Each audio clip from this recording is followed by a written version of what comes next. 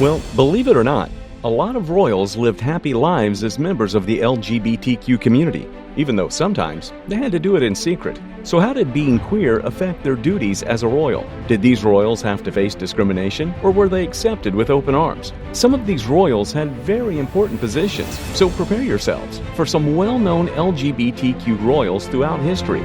Queen Anne of England.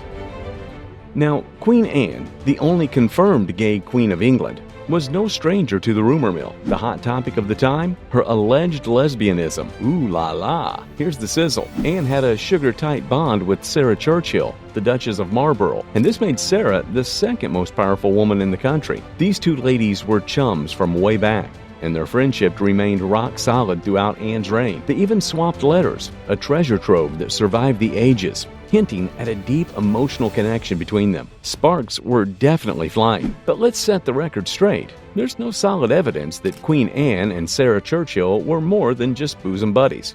Yet historians can't help but debate and speculate. Was it a steamy romance or just a heartwarming platonic connection? The jury's still out, and not long after this queen, another monarch had the world buzzing over his sexuality. King Ludwig of Bavaria.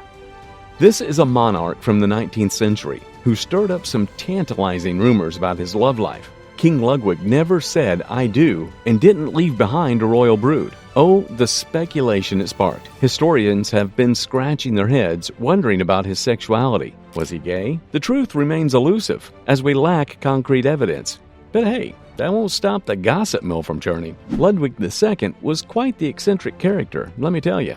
He had a passion for the arts that knew no bounds. He fancied himself a patron of the famous composer Richard Wagner, showering him with support. But that's not all. Ludwig II went all out and built some jaw-dropping castles and palaces. One of the most extravagant, Neuschwanstein Castle, is now a major tourist hotspot. Talk about living large. Ludwig II's love life remains shrouded in mystery. We can't pin him down definitely as gay or straight, but what we do know is that this dude had an artistic flair and a knack for creating mind-blowing architectural wonders. Whether love bloomed behind closed doors or not, Ludwig II's legacy lives on in the extravagant castles he left behind. And it's not just older kings and queens, even the newer ones can love a little bit of rainbow. Lord Ivar Mountbatten. In September 2016, Lord Ivar Mountbatten stepped out of his royal closet and proudly declared, "Hey world, I'm gay." Mic drop. And guess what?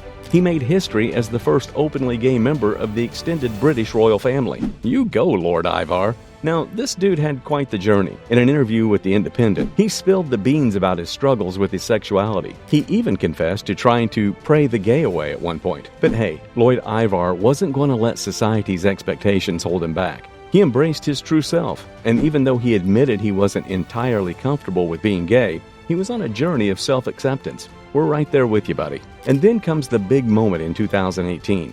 Lord Ivar tied the knot with his partner, James Coyle, in the first ever same-sex wedding in the extended British royal family. And LGBT royals aren't just a 21st century affair. Even back in the 20th century, we had Prince George of Greece and Denmark. Now, Prince George was no ordinary dude. He was the second son of King George I of Greece and Queen Olga, and to make things even more interesting, he was the younger brother of King Constantine I of Greece. It was pretty much a royal family affair. But here's where things get juicy.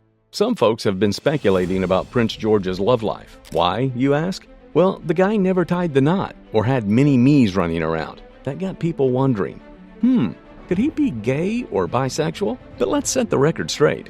No pun intended. There's no solid evidence to support these claims. Now, Prince George wasn't just sitting around twiddling his royal thumbs. No. This dude had a career in the Greek Navy, sailing the seas like a boss. He even dabbled in some fancy diplomatic missions and played ambassador to Russia for a while. Quite the resume, huh? But wait, there's more. Prince George was all about the arts and culture. He was a total ballet buff, and even became a patron of the ballet. Those are some twirls and pirouettes fit for a prince. He also had a thing for archaeology and got his hands dirty in excavations in Greece and Egypt. Time to dig up some ancient treasures. And don't worry, the ladies got a lot of love too. Just ask Queen Christina of Sweden.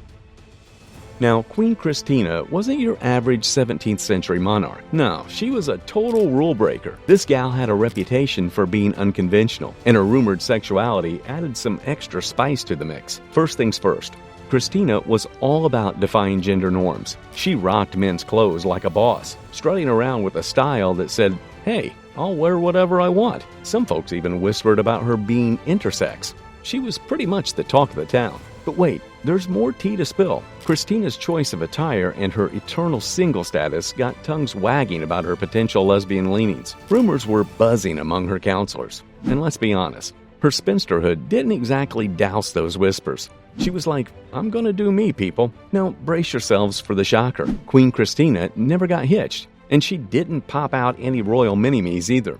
At a time when monarchs were all about dynasties and heirs, she said, "Nah, I'm good." She even abdicated the throne in 1654 to pursue her true passions: traveling, art, literature, and philosophy. But if there was one LGBT royal that did have to marry someone, it was Edward II of England.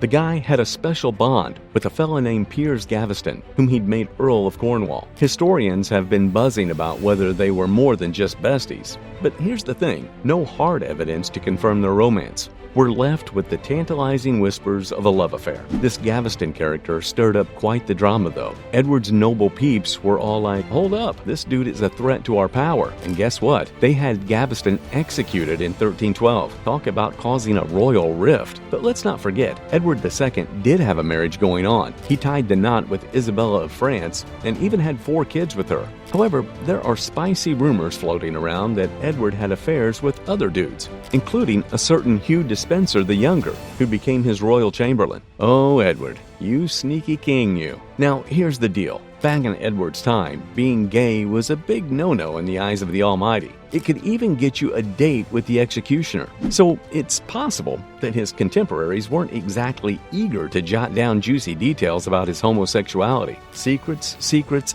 everywhere. But if there was one guy who wasn't so secretive about his sexuality, it was Alexander the Great. Alexander the Great, the king who ruled in the 4th century BCE. Now, when it comes to his love life, we don't have solid proof of his sexuality. But guess what? He's often mentioned on those lists of LGBT royals and nobles, rubbing shoulders with other historical figures who were known or rumored to be a little different in the love department. Juicy stuff, right? Here's the scoop. Alexander had some special connections in his life. One of his closest buds was Hephaestion, and rumor has it there was a little more than friendship going on between them. And let's not forget about Bagoas, a eunuch who served in his court. Seems like Alexander had a taste for diverse companies, huh? Now, let's be clear, folks. We can't stop modern labels on historical figures, but those steamy relationships with Hephaestion and Bagoas got historians' minds buzzing. They've been pondering whether Alexander was gay or bisexual. But hey, the ancient Greeks weren't as opposed to homosexuality as you might think. Alexander's sexuality will always remain one of history's greatest mysteries. So from Queen Anne's secret lovers to Queen Christina's rebellious spirit, these historical figures have shown us that love knows no bounds, even with the confines of a crown. So as we bid farewell to these captivating tales, we leave you with one question. Who else might have graced the pages of history with their hidden colors of queerness?